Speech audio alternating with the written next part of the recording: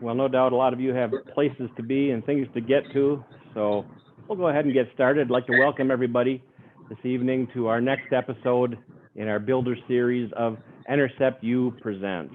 My name is Jon Golz. I'll be your host and moderator this evening. And just a reminder that this will be posted to YouTube. If everybody could mute their mics right now, that would be helpful. Make sure everybody's muted. This will be posted to YouTube, as the other episodes have been as well. And so all are encouraged to go on YouTube, look at the videos, and subscribe. So as new videos come, if there's a program you can't get to, you'll be able to catch up on it. And from that, along those lines, I just also like to remind you or let you know that we have a lot of other videos, some that aren't posted to YouTube, some are pictures, and we have kind of a file of those things. So if you're looking for a specific answer to a question, talk to your regional sales manager. And each of us sales managers have a file of videos and pictures that we might be able to share with you that might answer a specific question. So what we'd like to do this evening, we've talked over the last two episodes, specifically to you builders, to you, those of you who are general contractors and builders, about how to keep your customers happy or how to fill the wants and needs of your customers so that they're excited about what they have when you walk away from their project. What we want to talk about tonight is another aspect of being a builder or a general contractor. Another thing that's part of that business of being a general contractor is having subcontractors that are happy, subcontractors that are profitable, but also not overpriced, and also that they're doing a good job, that they're doing exactly what you want them to do, and again, what the customer wants them to do. And along those lines, the number one question that comes up about SIPs, regardless of whether it's at a show or if it's on a phone call or in an email, the question that comes up over and over again is, how do you wire these things? Where do you start? What do you do to get them wired? Yeah, we know, okay, that there's the blue lines and the chases, but what does that really look like? So that's what we're going to talk about tonight, is some of the specifics. And one of the things that we'd like to do is to overcome a common thought that it's really difficult to wire a SIP house, that it's a big obstacle to overcome, or the electrician is really going to hate it. That's a common misconception. As a matter of fact, John Wagar, one of our regional sales managers, he got into this whole business because he built his own house and he just fell in love with the product. And when he made the decision to build an Enercept SIP home, he called his electrician up to apologize. He says, I have bad news for you. I'm building with Enercept SIPs. And the electrician said, what's the bad news? And he says, well, isn't that a real pain? And he says, no. You know, I'll have my assistant there to help me pull wires, but I don't have to drill holes through every stud, every 16 inches. So no, this is not a pain at all. This isn't bad news at all. And John was surprised to hear that. And that's the reality. So what we'd like to do, let's start out with a video talking to an electrician about how he feels about wiring Enercept SIP houses.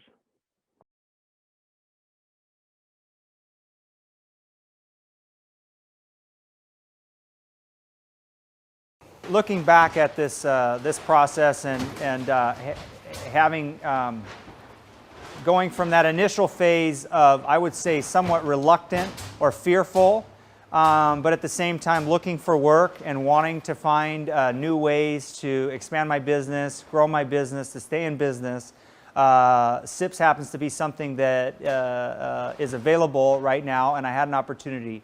And I have no regrets in doing it. In fact, I look forward to doing more, partly because it's much more manageable to pull wire. It's much more, it's very similar to a lot of the work that I do. I do a lot of remodel work. I do a lot of projects where you're in people's homes and you're trying to do minimal damage. You're trying to do minimal mess. And so this is a lot like that, except I get in before the sheetrocker. So, so in a way, it actually makes the project a little simpler on my end. But at the same time, the cost, I would say, or the overall project expense as far as material is very similar to what it would cost for another contractor to do a regular stick frame house. So the electrician wasn't freaked out by it. He wasn't overwhelmed, and he had experience. This is something that he had been doing.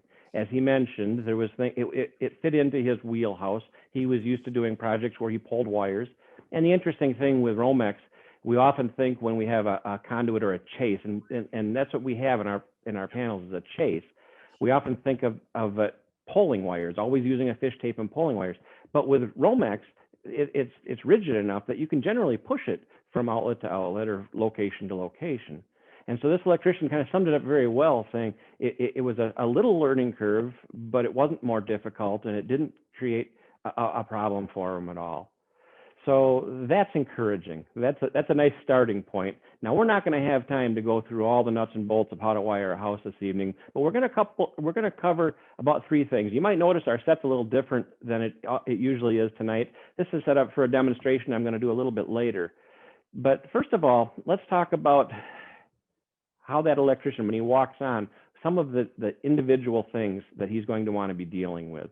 One electrician made the comment to Neil Mack, one of our other regional sales managers. He says, if your electrician can't figure this out in 30 minutes, get a different electrician, because it's a big red flag. Something's wrong. He doesn't get it. And they're going to have more problems than just him pushing wires through a structural insulated panel.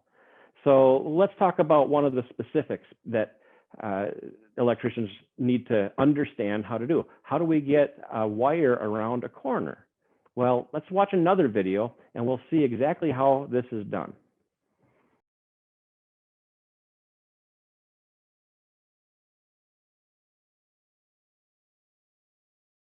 Turning a corner when wiring electrical with Enercept SIP wall panels is easy. The electrical chases on Enercept wall panels are marked with a blue line representing where the horizontal and vertical electrical chases are located. Feed the wire vertically down the electrical chase into the floor cavity below, or as shown in the video, feed the wire vertically up the electrical chase from the floor cavity below. Pull the wire out of the panel at the location of the junction box. You will have had to have cut the opening in the OSB of the Enercept wall panel and removed the EPS foam core prior to feeding the wire through the electrical chase. Feed the wire through the floor framing joists or trusses, working your way to the vertical chase in the panel around the corner. Remove the OSB and foam at the cutout location of the junction box. Locating the junction box tangent to the electrical chase will allow for more than one wire to be installed in the chase alongside the junction box. Once the EPS foam is removed from the junction box location, feed the wire through the vertical chase into the junction box cutout. It is helpful to either bend over the wire and/or tape the end of the wire so it does not get hung up in the electrical chase. It is not necessary to use a fish tape when wiring Enercept panels because the wire is stiff enough to push through the factory-supplied electrical chase. So this is one of the questions that comes up often. How do you turn the corner? So as you can see, it's not a complicated process. It's just something you have to understand. You have to be taught how to do it. Your electrician is going to want to go on and watch these videos or talk to the regional sales manager, talk to our techs at Enercept to make sure they understand some of these specifics so that they don't panic about it. And worse yet, what we don't want our electrician to do is just throw extra money at it. I'm not familiar with it, so I'm going to bid it high. That's not necessary. It's not appropriate. Once they understand the nuts and bolts of how to do some of these little things in wiring a house, it's not a difficult process. As mentioned, instead of having a stud every 16 inches that they're drilling through, the chase is already there. They're already taken care of. There's another aspect that we'd like to talk about, and that's what this demonstration or this is built up here for this evening. Maybe you've talked to your regional sales manager or another builder, and he's talked to you about the advantage of a top flange joist hanger. Now, what is a top flange joist hanger? Well, we're familiar with a standard joist hanger. This is the hanger that goes on down on the lower level. It's attached to the wall. It's a face-mounted joist hanger, and the joist sets in that. But Maybe you've been told about the advantage of a top flange joist hanger. This is what a top flange joist hanger is. And the idea here is there's a flange that goes up over the top. You might see in our other camera here, maybe we can see in this other camera what this looks like below the floor deck. So the floor deck is here. In this particular situation, this could be either a first floor and a second floor. This happens to be basement panel and upper panel. But what we have here is the joist hanging flush with the top of the basement wall or the first floor wall. That hanger goes up over the top and is attached to the top plates. The nails go straight down through and are attached to the top plates. But now, what this accomplishes is, instead of having that rim joist sitting on top of your first floor that you have to insulate, and it's often an issue to try to make sure that that's sealed up and tight, well, we've eliminated that rim joist area. But how do we get electricity from this level to that level? Now, many of you, if you've been plugging into Enercept U Presents, you've heard Joe give some of the answers. I did this for 10 years. I built these houses for 10 years, and this was always a challenge for me. How do we get the electricity from the first floor to the second floor when you're using a top joist or a top flange joist hanger? Joe said, it's easy. I said, well, no, it's not easy. I've done it, and it's hard. It's a real pain. He says, no, it's easy. Let me show you. And this is what he showed me. So let's take this apart here for just a moment. And so now we're in the process of building. We have built our first floor deck. We've hung our joists there, and now everything is flushed out. This is our subfloor, our 3/4 inch subfloor. It comes all the way to the outside of the wall. Now we need to drill for electricity. We remember we have a blue line on our wall panel, so that means there's an electrical chase going down. How are we going to run that electric down and be able to access it? Because if we go straight down, it's going to go straight into the foam of the panel below.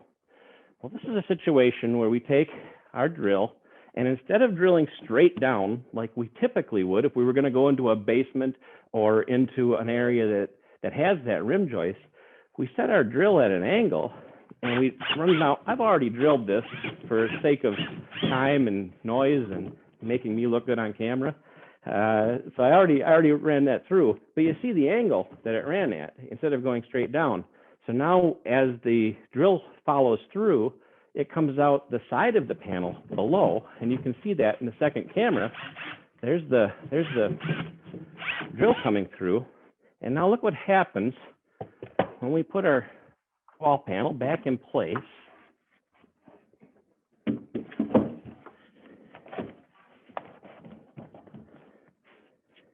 And as Joe mentioned in the video, it's helpful if you bend over the end of the wire so that it follows through.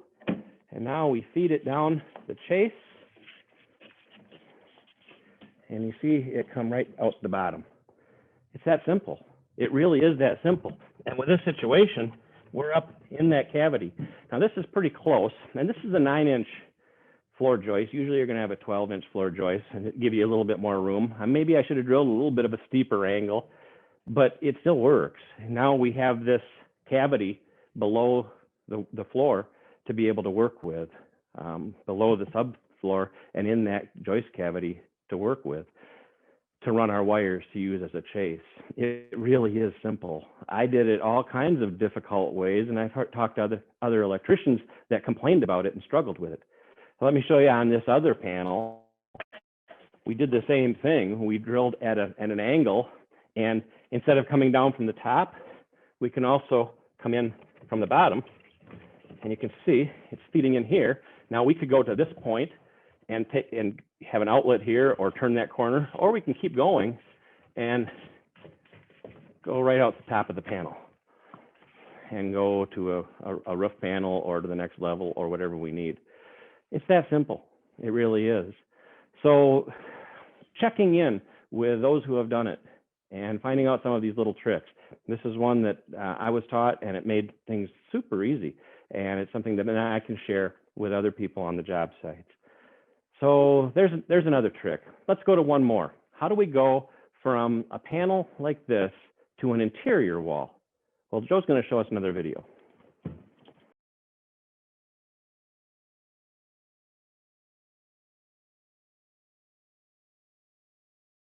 So what we have is we have a pantry here, and we need to put a box in here, and I want to come around the corner and feed this outlet right here. So I've got my chase here, and I've planned to come around to my chase here. So I'm going to drill my hole. So now I've penetrated through the OSB. Pulled out the plug. So at this point, what we have is we have our void. If I continue to drill,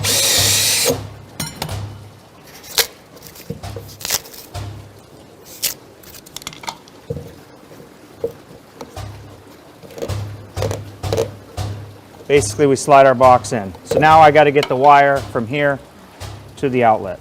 So now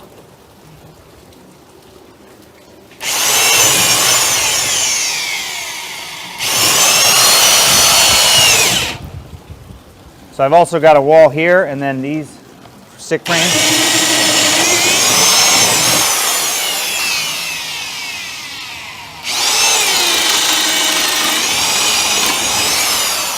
So this is the transition point between the two holes.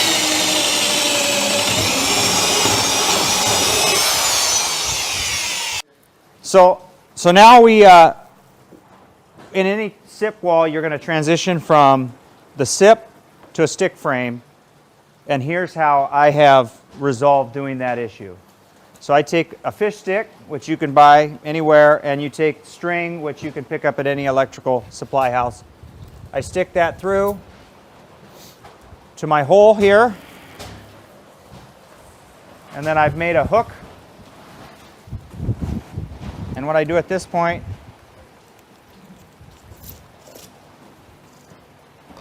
I catch my wire,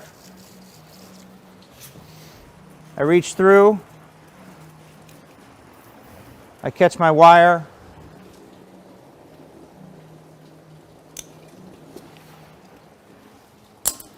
I pull my stick out, and now I have a chase. So I've transitioned from there to there.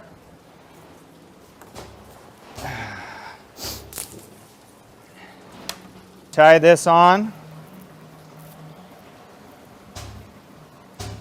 to your string.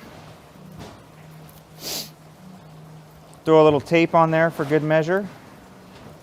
One of the things you don't want to happen while you're doing this is to lose your string.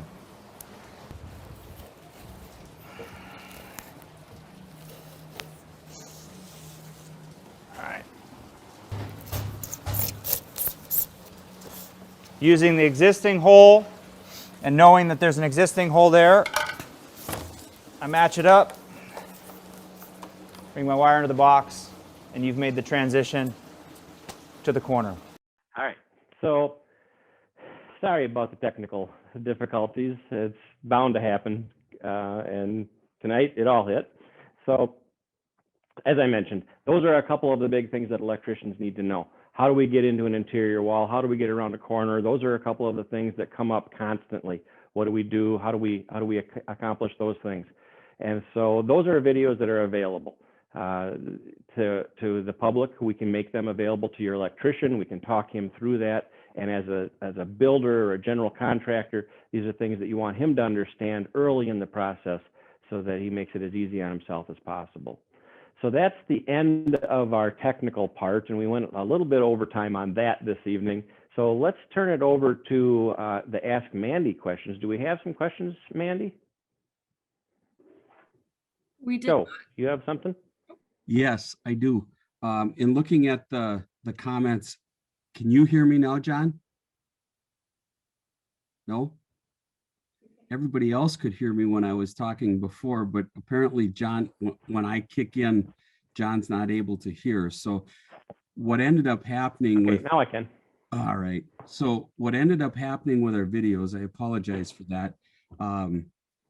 we didn't click the right button so that you could see or see and hear together. Like John had mentioned, the RSMs have a video log, a hyperlink log that we can supply to you for our electrical videos. And they're on our YouTube channel. So you'll be able to see and hear what we showed you today. We'll also be putting on some more frequently asked questions that go through what the electrical videos were today, as well as what we're going to do on the next session, because there's enough information that we need to share with you guys on electrical that we couldn't do it all in one session. So we'll get that squared away. It is available for reference. It's up on our YouTube website now. It's just a matter of clicking through which one it is. We actually have a list that will help you figure that out. So just contact your local RSM and they'll be able to get that information to you. So I'll give it back to you, John. So the next question is, do we have some questions for Ask Mandy? We do have one question, and I'm just, before asking that question, if anyone else has questions, feel free to ask me through our messaging portal, or go ahead and raise your hand if you wish to do that. So the first question for you, John, is there any concern with locating a horizontal chase at the baseboard level? Well, it has to be above the sill plate. And so there's a 2x6 sill plate at the very bottom of the panel. The chase would have to be above that. But otherwise, it could be down all the way down to that sill plate if you desired to have it there. Typically speaking, we were going to run a chase 16 inches off the floor. Kitchen and bathroom, we're going to run it above countertop height at 44 inches, but we can run them in custom locations. Another really cool thing about the chases that Enercept uses is that they're burned in, they're bored in with heat, and so it kind of sears the edges. And one of the electricians commented on that on one project. He says, I've run wires through a number of different types of panels, and it tends to snag on the expanded polystyrene. But that doesn't happen in your panels because they're seared along the edge from that heat, and the wires slide right through. So we can run those, to answer your question, we can run those in custom locations wherever you need to have them, as long as there's not any structure or lumber in the way. And I did fail to mention early in our discussion that if you have questions, you can chat them in on the chat feature to Ask Mandy, and we can cover those questions. Otherwise, if we don't have any more Ask Mandy questions, is there anybody that would like to raise their hand? You can use the reaction button at the bottom to raise your hand, and we'll let you unmute your mic and go ahead and ask away.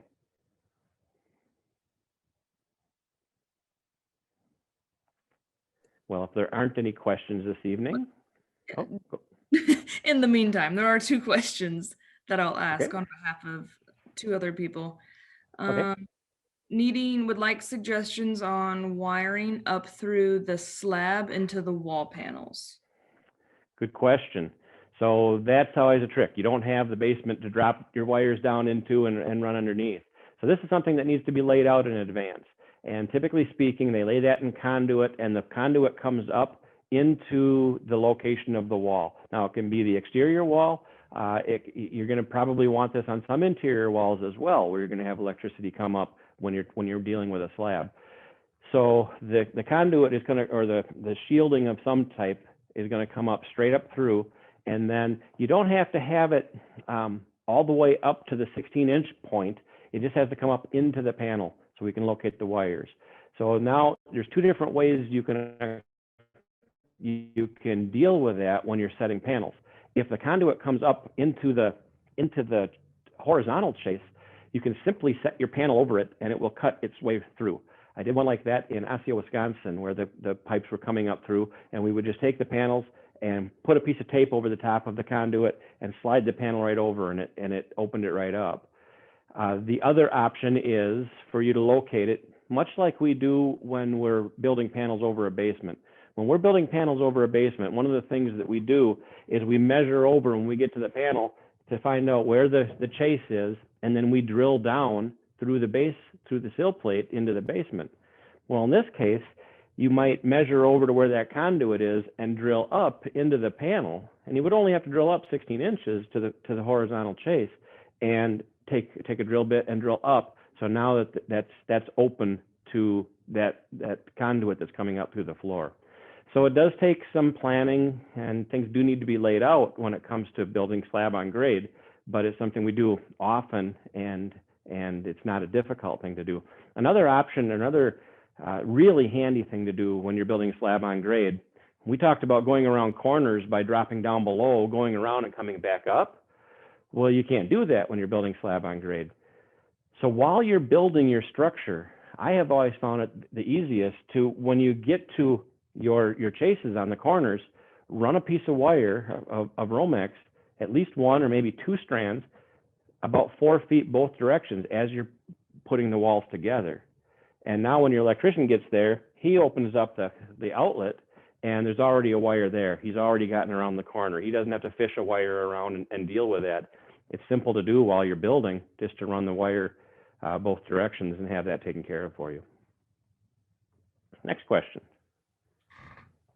The next question is it possible to add a chase if the customer changes their electrical plan? So I think what they're asking is, once the panel's on the job site, then the customer wants the light switched somewhere else. What do you do? There are some really cool YouTube videos, not by Enercept, but some really cool YouTube videos about adding a chase. Taking a 1-inch ball bearing and heating it and dropping it in the top of the panel, and it'll melt its way down through, and you can cut an opening in and catch that ball bearing.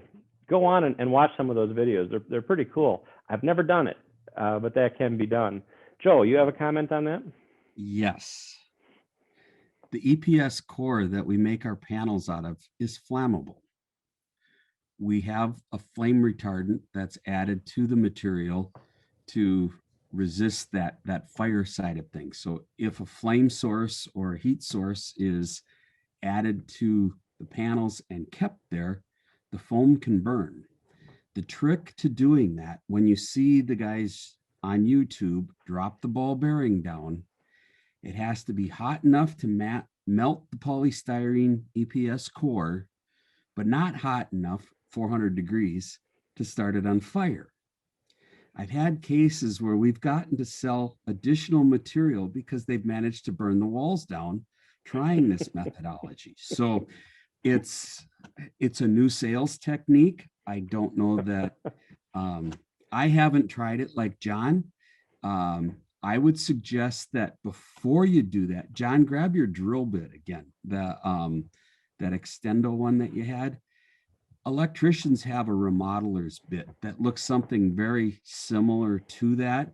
It's flexible. It has a spiral tip on the end of it.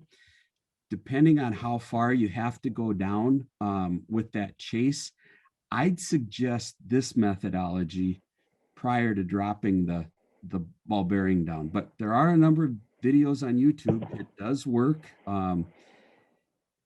But it doesn't as well. So I just wanted to clarify that. Well, Joe's being the voice of reason. He's being the adult in the room, and I guess we all need that. That's good. I felt like one of Barker's beauties while I was holding the drill. But it was the spokesmodel. That's what I'm working at here. Thank you, Joe. Appreciate that. Any other questions? Yes, Jon. What is the max number of cables that you can run through one chase? Typically speaking, with Romex 3, 3 is ideal for, it's 1.25 chase, and so 1.25 1.5 chase, and so 3 works out really well. The 4th one becomes difficult. So in that case, if you need more than that, we can run another chase. The other thing to keep in mind is if you want a low voltage chase, maybe you want to run a security system or speaker wires or camera wires or something along those lines, maybe in a different location. With low voltage, the recommendation is that it can cross high voltage, but they don't want them to run parallel. And so having them in a different chase, even if they cross the Romex in some locations, that's fine, but they don't want them running in the same chase. And so three pieces of Romex, or the wire that I showed in wiring those walls, and then a separate chase for low voltage. Next question. The next question is, someone would like to know how to wire with metal conduit. That's a good question, and that question comes up most often in the greater Chicago area, Cook County, DuPage County, Lake County, where hard pipe conduit is needed even in residential. And that's about the only place in the world that's necessary, but it is part of the code in those areas. So there's a couple of different ways to do that. The difficult way is to run the conduit up through the floor and build your panel basically over it, cut the panel open, and put the box in. The more realistic way is to simply face mount your conduit and then shim out your wall and sheetrock over the top of it. That's the most cost-effective way as I've looked at it. I'm only an hour and a half from Chicago, so an hour and a half from those codes, so it comes up fairly often when I'm talking to customers of mine, and that's what we have found. You can use the shallow boxes, so it only has to be, they don't have to be the thickness of a box, but enough to get over that conduit to bury it in the wall.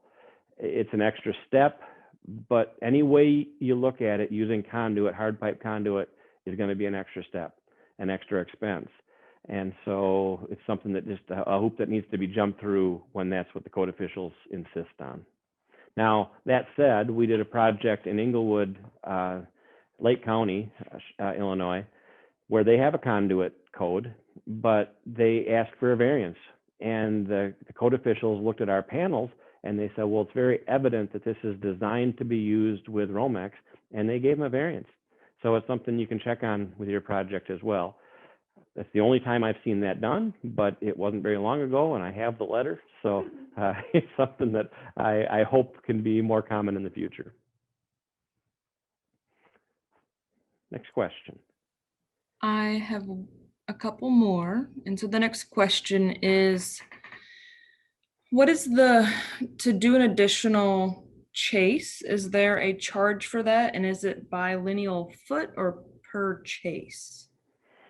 Typically speaking, there's not an extra charge for that as far as I am aware. If it's within reason, if it's one extra chase in a panel, that's something that, as far as I know, we'll do. Joe, do you have a better answer for that? I do not. Sorry. Okay, that's my understanding is when I talk to our estimators that an extra chase is usually something we can just do. If it's going to be a bunch of extra chases, a lot of extra work, we'd probably just try to figure it out at that time, what it would be needed. We have so many chases, it really doesn't come up very often. The extra chase for low voltage, that's not an issue at all. But we have so many chases as far as the horizontal chases and then a vertical chase about every 4 feet that your opportunities are wide open. So very seldom do people need to have an extra chase in wall panels. That's everything. It doesn't have to be pre-planned because there's so many opportunities in your walls, and generally speaking, extra chases aren't necessary. But that's something we could talk about on a specific basis to see if there was something that needed to be adjusted. Miss Mandy, next question. The next question is, can you run wires on top of the wall in the void area? Yes. Electricians love this little chase area. Now we have a very low pitch on this model, but if you had even a 412 or certainly a 6 or 812 pitch, this area, now when Enercept sends out the panels, they're going to send a wall panel and the roof panel, and we're going to also send the styrofoam wedge that goes in here. I will tell you, in the 14 years that I've worked in this industry, I've never once used that styrofoam wedge because electricians do love that. Often that's the low voltage chase. That's the area that they run, especially security wires, is in that area. And then we also send a block, which is structural. That block needs to go in. It's cut with the bevels on it for the roof pitch, and it slides in here and flushes out for the sheetrock to go over it. And so typically speaking, what I always did is after the electrician is done running whatever he wants to in there, and he also uses this area to get to the top of the chases that go down the walls as well, then spray foam that, and while that spray foam is expanding, take that block and drive it in and toenail it in and let that expand and fill every nook and cranny and really make that a tight area. So that is an ideal location for wires. It can be high voltage or low voltage wires. And do we have one more? Those are all of the questions that have been given to me. So I think if you want to open it up to everyone, that would be good. All right. So we've tried to keep this on topic as far as electric so far. Now, if you have other questions that you want to get off topic, you're certainly welcome to do that as well. But we kind of wanted to go through some of that, the electrical ins and outs first. So does anybody have a question? You can use, like I say, the raise hand feature. If you hit the reactions button at the bottom of your screen, there's a raise hand feature. And anybody who would like to ask a question is welcome to do so. If not, if we've answered everything, that's just fine. We appreciate everybody being here this evening.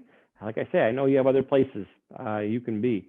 And so taking the time to tune in to our program and educate yourself is something that we really appreciate. So our plan is to continue this discussion on electricity on April 15th. So 3 weeks from this evening, we're planning on doing the next installment, and we're going to continue this discussion and some more of the specifics that have to do with electricity. Joe, you have something to add? I saw that Dean had a question or had his hand raised, so I thought I'd see if he still wants to chime in. Dean, did you have your hand raised, or were you just clapping? I think you might have just been applauding me, which I can understand. I wanted to commend you on your holding of that drill like Vanna White. Or I guess that's Barker's Beauties. I'm sorry. No, I just I wanted to ask about what size hole would you drill for the typical outlet? Oh, for the typical outlet. Yes. You know, it's interesting. The electrician in the video was using a hole saw, and I was kind of curious about what size hole saw he was using too, because his outlet fit perfectly in that space using a hole saw. I always marked it out and used a skill saw and cut the box itself out. And so I'm not sure what size that looked like, a 4-inch hole saw, but it may have even been bigger than that.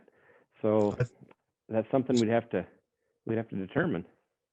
I know that be it a 4, 4 1/8, 4 1/4, something like that is what somewhere in there they use that. And I just thought it was a good idea to put that out there because it's easy to drill that hole and run your wires and just put your box in and foam it back in. So yeah, I thought that was a really nice idea. Again, I've used either a multi-tool or a skill saw to cut the box out, but I'm an old drywaller, so we always made it that, you know, not overcutting the outlets was always important for us.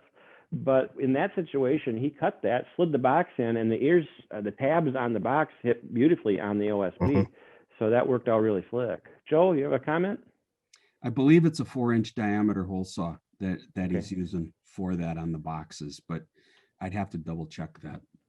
Well, Okay. if one of the suggestion is that if we're in the process of updating our electrical guide, and we'll have that information, and if it's not in this version of it, we'll have it in the new version for you. Sounds good. All right. Well, we really do appreciate everybody's attendance this evening. And as you have questions, feel free to email them in to us, call up your regional sales manager, call the office, whatever works out best for you. We're happy to follow up and answer questions. I hope this was beneficial this evening, and we look forward to the next installment. Everybody have a great evening.